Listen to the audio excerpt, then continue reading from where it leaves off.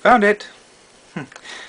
This is the most awesome stuff in the world for masking, at least in my opinion. It is Tamiya's brand of tape, and it's different from most masking tapes in that it is made out of rice paper. Rice paper is very thin and strong, and so it's perfect for getting around detail and making a solid seal around whatever it is you're trying to mask. In this case, I'm trying to mask these windows here, and you can tell that this is not a rectangle. And you know, I could just measure it and find out just what dimensions I need for masking this. But instead of doing it the hard way, I'm going to do it the easy way. The easy way has paid off more than once for me in masking, and I think it might pay off for you. Now what you want to do is take your masking tape and you want to work it into the corners using a blunt instrument of some kind. The edge of this piece of plastic here is perfect. Just perfect. Alright, look at that. We'll work it in, get it to where it is flush with the corners there. Now, what you want to do is take your X-Acto knife,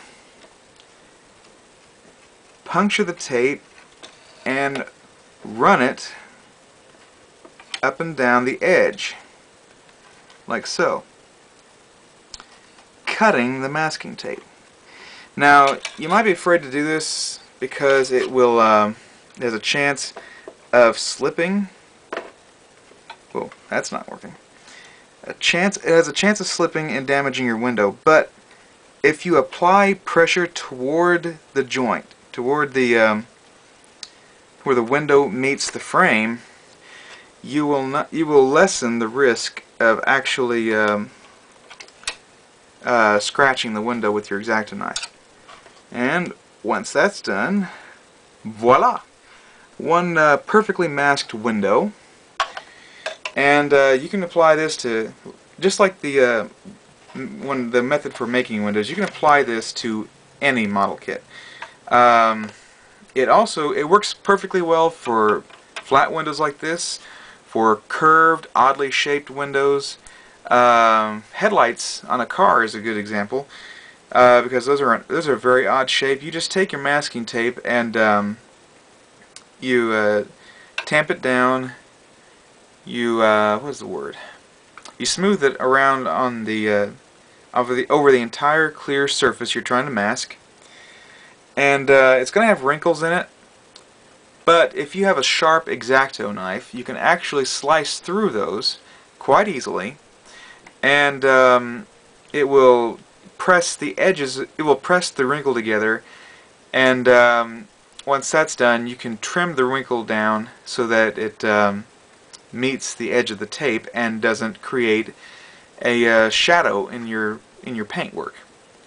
Okay, now for my next magical trick.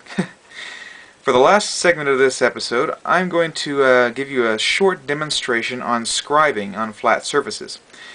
A lot of modelers have a problem with this, and it's understandable because when you're scribing, you only get really one shot to do it right. Otherwise, you're going to have to putty the thing and wait for the putty to set, sand the putty down, and you risk losing your previously scribed lines by doing that. So, I'm going to show you my preferred method for scribing straight lines with my X-Acto, of all things. The X-Acto, not a scriber, but the X-Acto. Okay, I found a piece of scrap styrene to use for this demonstration, and I've taken my steel ruler and I've drawn a kind of a set of random panel lines to just kind of show you just to demonstrate scribing techniques. I'm not going to use my X-Wing because I tried to get it down far enough to shoot this video and it wouldn't go. So I'm just going to use this, and it's plain as day to see what's going on. So at least I hope it will be. So I'm going to just show you what I do to scribe. And let's see if I can get in here. Yeah, it's hard to do this without blocking the shot. But anyway, if you'll notice, whenever you turn the X-Acto blade on its side, it forms a straight line. Now, you can use this to your advantage. What you do is you put the point right there where you intend to scribe. Oh, and you want to do this with a dull X-Acto knife. You do not want to use a sharp one. For one thing, the tip will probably break doing this. And another thing, you're going to want to use the edge, the back edge of the blade to do this.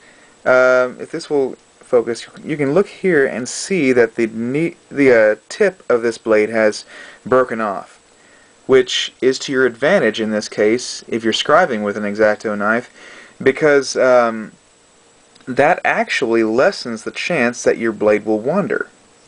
So although it does mean that your blade is duller than normal, so it's not suitable for cutting as normal, you can use it for scribing. So anyway, let's get back to this. I'm trying to do this through the viewfinder, so this is going to be hard. But basically, I am aligning the blade. I'm aligning the blade with the line and pulling. It's a little slow, but there we go. And then you can go over it again if you want to make your panel line a little larger. This, by the way, does not produce as fine a line as this little thing right here, the bare metal foil scriber, which I love. But that is not my preferred method for scribing lines. I kind of like my X-Acto because it's easier to keep it straight, in my opinion, because you can just look over the edge of the blade, just like so, and align it with your line. And then I'm moving it because I'm actually peering over the top of the camera at this point. But with practice, you can actually do this quite quickly and still produce a fairly straight line, even on long scribes like this, or relatively long ones. Now, the downside to this. The downside is that it produces a raised edge. Not at all desirable. How do you fix that? Well, what I do, take a piece of sandpaper, just a normal piece, and just sand that puppy down. Not advisable if you're doing this on something that has a lot of detail, in which case a normal scriber would be desirable. But once you got that sanded down, I used a rough grit because I wanted this to be fast. Once you got that sanded down, take your X-Acto again and lightly drag it through your scribe lines. You can use the point to find it again. But anyway, just drag it through there.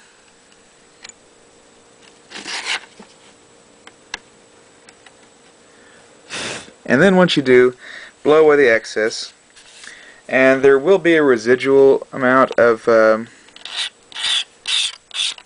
raised edge left, and you can take care of it just by scraping it with your knife if you do it level. But as you can see here, there, come on, focus. As you can see here, that produces a fairly straight scribe line.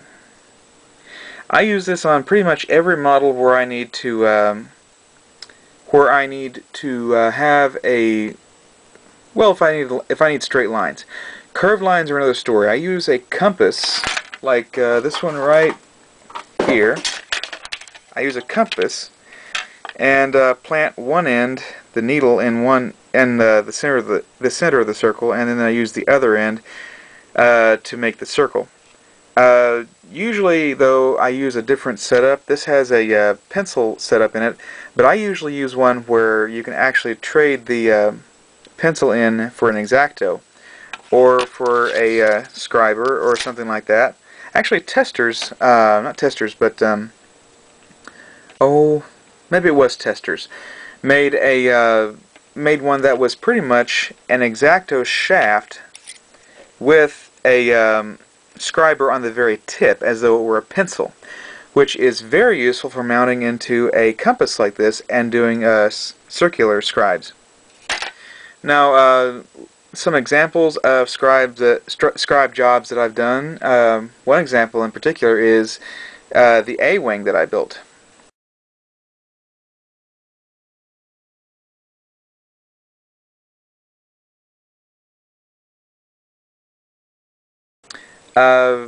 Every single panel line on it was made using the X-Acto method.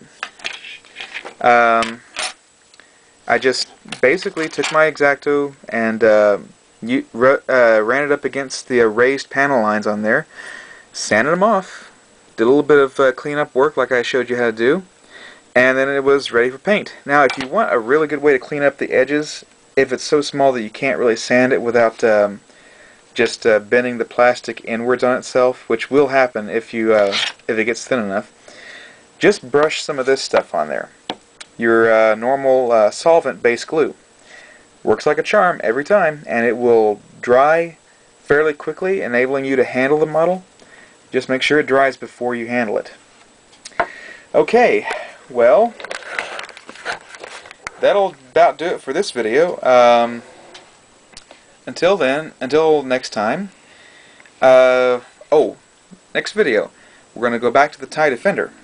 I forgot to explain this, but the way this video series works is I am going to cycle through 3 different models over 3 days. This is to keep me interested and to keep you interested. Not necessarily as a hook, but to give you something to look forward to. And it keeps me cycling through projects so that I don't get bored with one project and forget to work on it. So tomorrow night, the TIE Defender goes back on my bench, and I'm going to get to work on the wings and the lighting circuit. So stay tuned, peace out, and may the Force be with you.